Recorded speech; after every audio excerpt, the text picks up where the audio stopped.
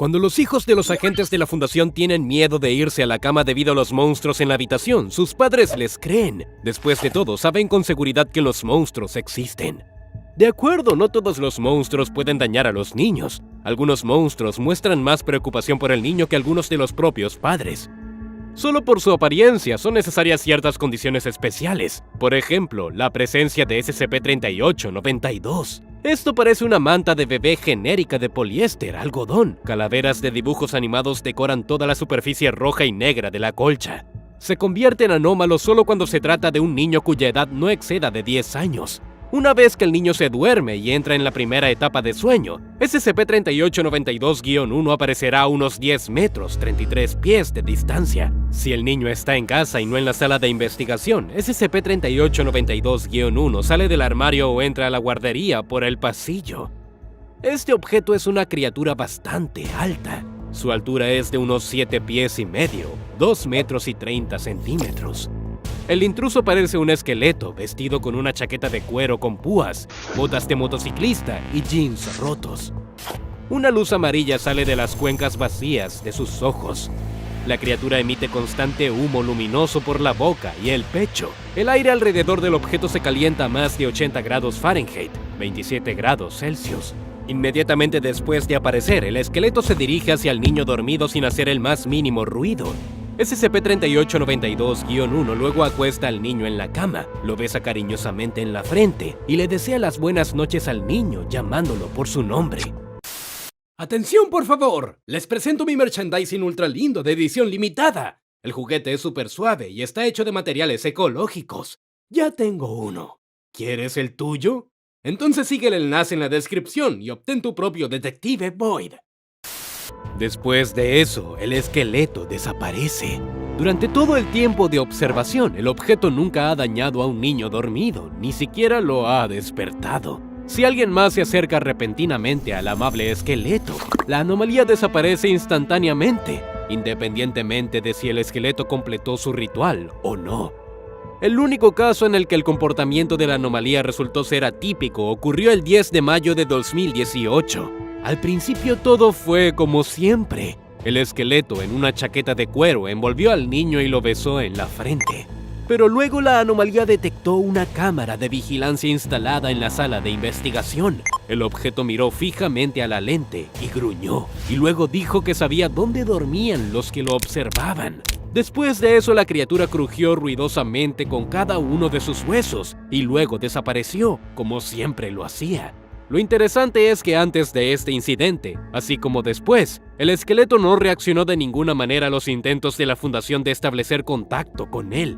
Quizá la anomalía soportó que se la observara por un tiempo, pero al final no pudo soportarlo y mostró su descontento por esto. Sin embargo, el asunto no avanzó más. SCP-3892-1 parece haber soportado a los observadores e ignorado cualquier intento de la fundación de hacerse amigo de él. Teniendo en cuenta que después no les pasó nada a quienes dirigieron los experimentos, podemos concluir que el esqueleto simplemente había decidido asustar al personal. Pero ¿por qué está haciendo esto en absoluto? ¿Por qué acuesta a los niños? ¿De dónde viene ese esqueleto y por qué se ve tan inusual? Las entidades de otro mundo rara vez aparecen vestidas como si acabaran de regresar de un concierto de heavy metal o un rally de motociclistas.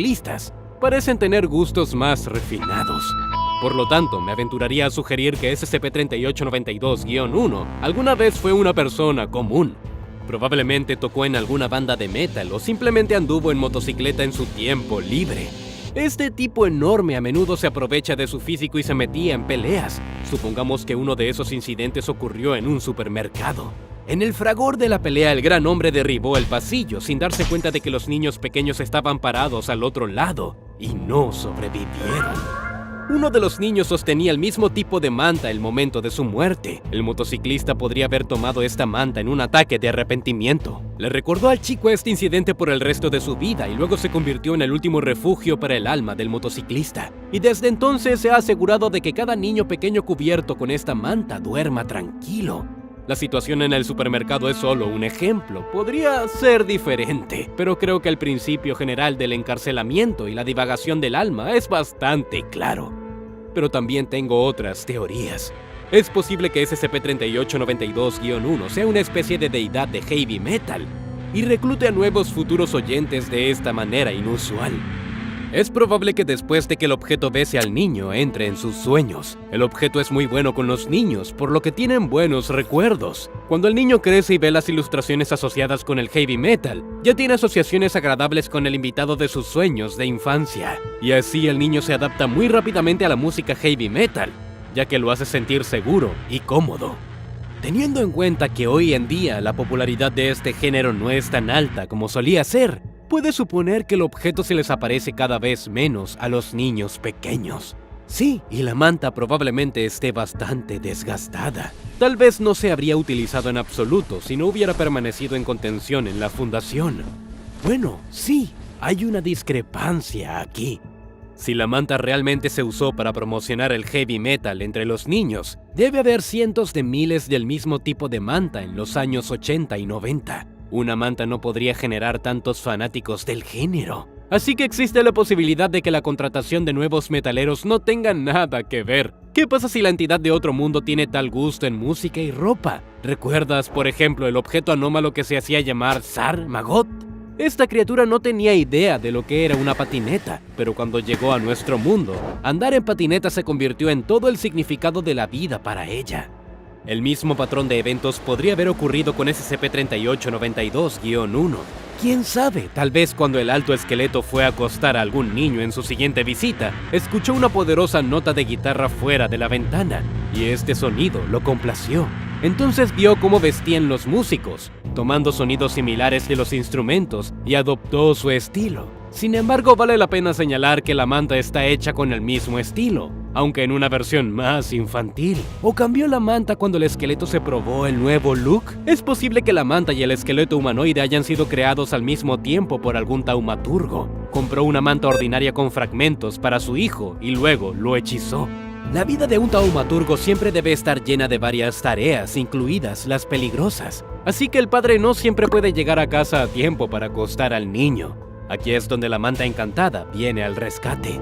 Cuando el niño creció, la manta mágica ya no era necesaria. Acumuló polvo en varios lugares hasta que finalmente cayó en manos de la fundación.